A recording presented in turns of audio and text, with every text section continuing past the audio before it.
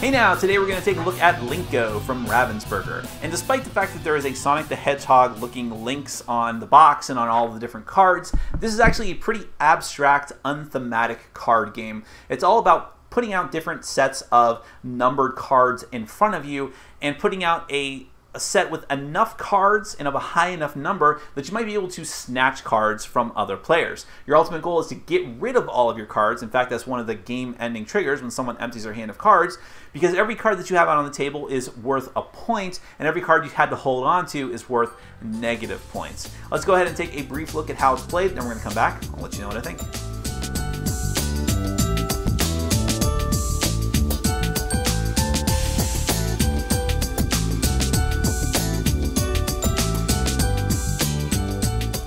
The goal of Linko is to have the most points by the end of the game. Points are counted as every single card that you have laid down in front of you in your meld, and you get negative points for every card that you were forced to hold on to. The game is going to end when one player runs out of every card in their hand, or when the center row of cards and the deck are both gone. Then the game will end, and you'll count up your points. At the beginning of the game, each player is going to be dealt out a hand of 13 cards. Then you're going to put the center deck in the center of the table, appropriately enough, and then you're going to take 6 cards off the top of that deck to make a random lineup. Then the game will begin.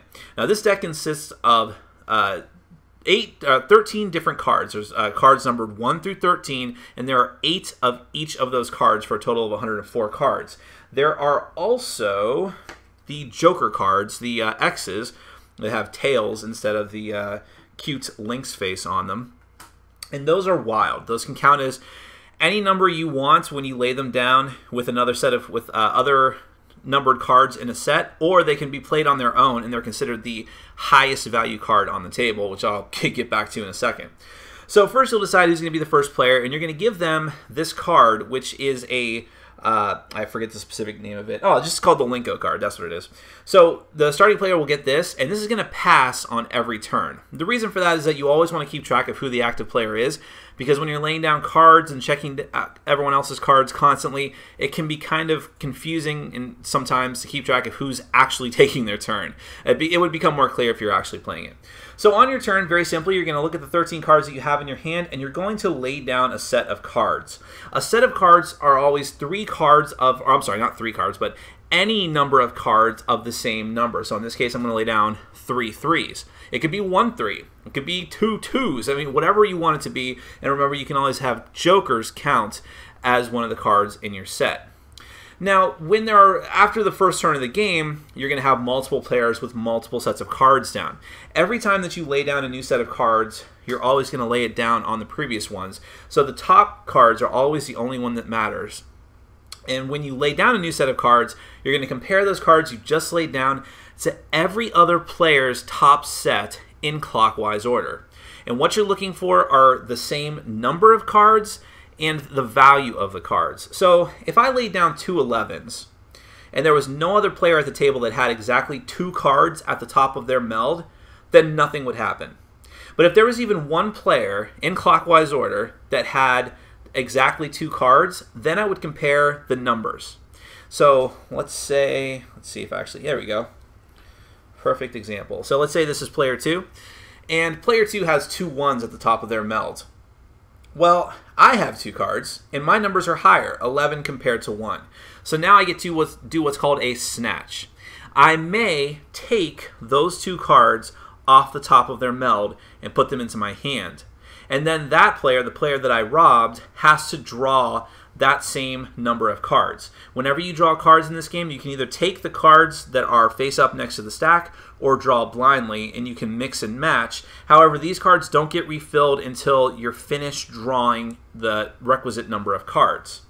Now, I may decide that I don't want those 2 1s, because they're not going to do much good for me. I don't have any other 1s in my hand, so I won't be able to get rid of them easily. So I just say, I don't want them. But that still doesn't get the robbed player off the hook.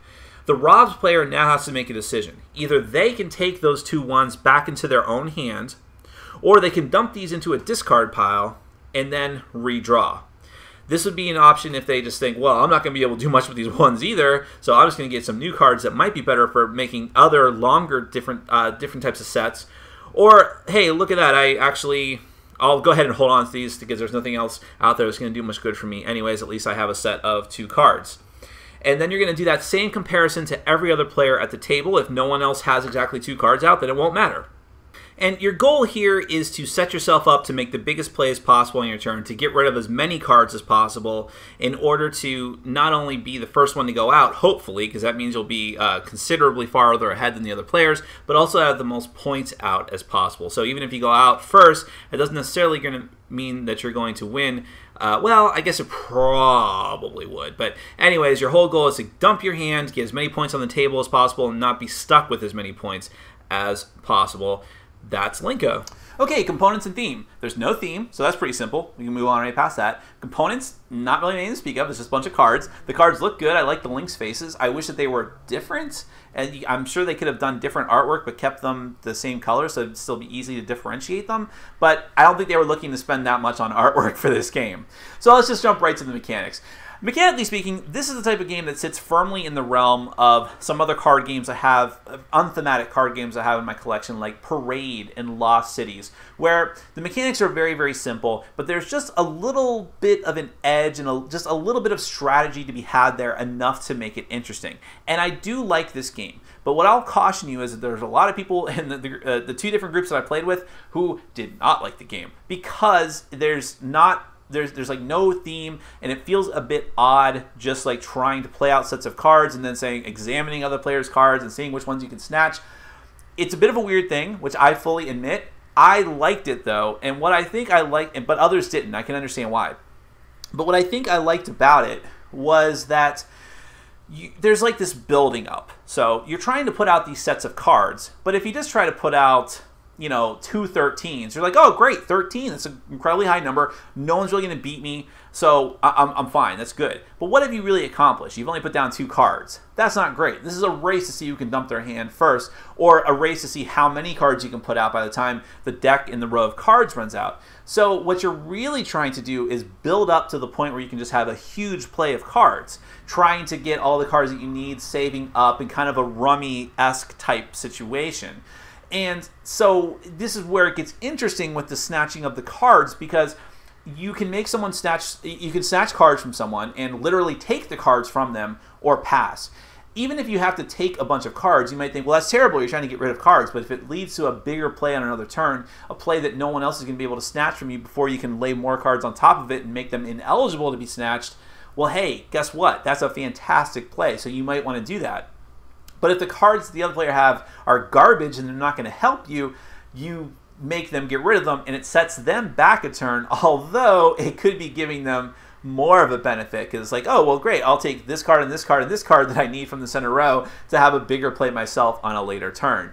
So I like that a lot. I can understand why other people wouldn't, because I don't think this game does anything revolutionary. There's probably other games that do what Linko does in a more straightforward way without having to examine everyone's cards. I mean, it was very odd. In both groups that I played this with, the hardest thing for people to wrap their head around was the idea of, all right, we're checking everyone's cards, but the number of cards matters, and the value of the cards, and it was kind of a counterintuitive thing compared to most card games, but what can I say? It worked. I like it. This will sit firmly in my collection, my burgeoning collection of easy to learn card games that supplant, you know, traditional card games and have enough of an edge to make them different and to make them cool. I'm glad I finally got a chance to play this game. It was out in Europe for a long time before it finally came out over here. And I think if you typically like these types of games, give it a shot. It's not going to be for everyone, even if it's someone that does traditionally like or likes these types of traditional card games.